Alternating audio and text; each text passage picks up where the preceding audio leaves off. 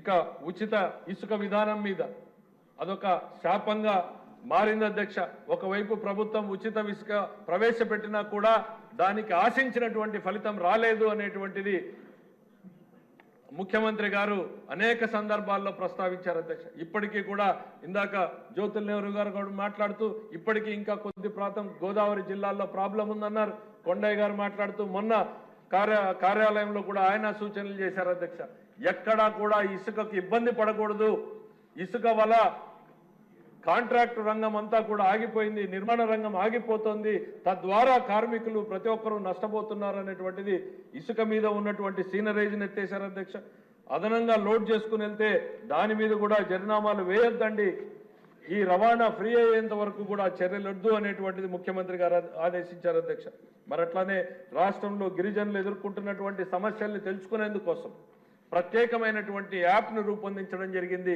దాని మీద త్వరలోనే సమగ్రమైనటువంటి ప్రణాళికను రూపొందించడానికి వారి సమస్యలను గుర్తించి దానికి అనుగుణంగా మన ప్రణాళికలు ఏర్పాటు చేసేందుకు కూడా ప్రభుత్వం చర్యలు తీసుకుంటుంది అధ్యక్ష. మరి రాష్ట్రంలో దళిత విద్యార్థులకు ఎంబీబీఎస్ సీట్ల కోసం ఇప్పటికీ నీట్ కోచింగ్ సెంటర్లను కూడా ఈ ప్రభుత్వం ఏర్పాటు చేయడానికి ఆమోదం తెలిపింది అన్నటువంటి విషయాన్ని తెలియజేస్తున్న అధ్యక్ష.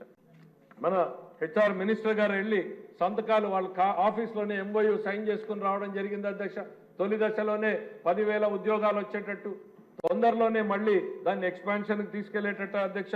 మరి అదే లులు గ్రూప్ ఏదైతే విశాఖపట్నం నుంచి పారిపోయిందో తిరిగి మళ్ళీ విశాఖపట్నంలోనే లులు గ్రూప్ సంస్థ పెట్టుబడులు పెట్టనుంది అధ్యక్ష. మరి యూనిటీ మాల్ వాళ్ళు కూడా ఈ రాష్ట్రంలో పెట్టుబడులు పెట్టడానికి సిద్ధంగా ఉన్నారు అధ్యక్ష.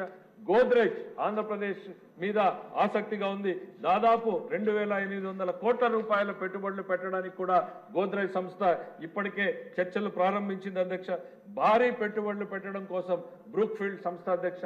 విద్యుత్ రంగంలో దాదాపు 20-30 వేల కోట్ల రూపాయల్ని పెట్టుబడులు పెట్టడం కోసం విద్యుత్ శాఖ మంత్రులతోటి గౌరవ ముఖ్యమంత్రి గారితో ఇప్పటికే వారు కూడా చర్చలు ప్రారంభించినటువంటి విషయం అధ్యక్ష.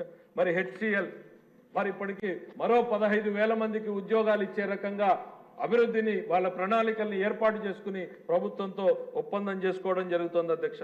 ఫాక్స్కాన్ మెగా సిటీ ఏర్పాటుకు ఇప్పటికే మన హెచ్ఆర్ మినిస్టర్ గారితో ఐటీ మినిస్టర్ గారితో చర్చలు ప్రారంభించారు అధ్యక్ష. జైస్పాల్ ఇస్పాత్ ఏదైతే ఉందో వాళ్ళు మన ప్రభుత్వం వచ్చిన తర్వాత ఆపేసినటువంటి సెకండ్ ఫేజ్ ఎక్స్పాన్షన్ ని ఈ ప్రభుత్వం ఏర్పడిన తర్వాత సెకండ్ ఫేజ్ ఎక్స్పాన్షన్ కి వాళ్ళు మొదలు పెట్టారు అధ్యక్ష.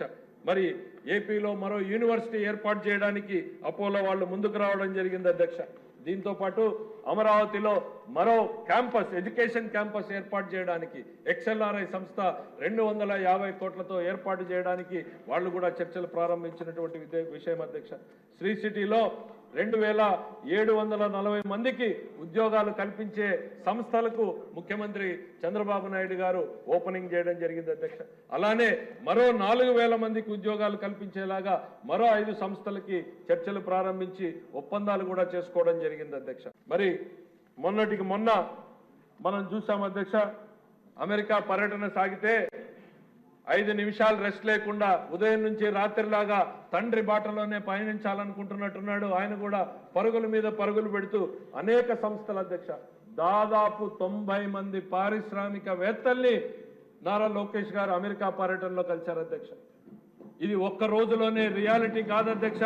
మనకి కళ్ళ ముందు దశల వారీగా ఈ ప్రాజెక్టులన్నింటినీ కూడా తీసుకురావడం కోసం వాళ్ళని కన్విన్స్ చేసే రకంగా ప్రయత్నాలు చేసేటువంటి దిశగా ఈ ప్రభుత్వంలోని ప్రతి ఒక్కరూ కూడా టీం చంద్రబాబు పనిచేస్తుంది అన్నటువంటి విషయాన్ని మీ ద్వారా ప్రజలకు తెలియజేయాలనుకుంటున్నా అధ్యక్ష. ఇంకా అమెరికా పర్యటన నుంచి వచ్చినటువంటి మరుసటి రోజే ఆర్సెలర్ మిట్టల్ సంస్థతో జరిపినటువంటి సంస్థతో 70,000 కోట్ల రూపాయల పెట్టుబడితో ఈ రాష్ట్రంలో పెట్టడానికి కూడా సంసిద్ధత వ్యక్తం చేశారు అధ్యక్ష. గౌరవ మంత్రి గారిని లోకేష్ గారిని అభినందించాలి అధ్యక్ష. మొదటి నుంచి చివరి దాకా ఫాలోఅప్ చేసి ఆ సంస్థ రాష్ట్రానికి వచ్చేలాగా ఒప్పించినందుకు వారిని కూడా అభినందించాలి అధ్యక్ష.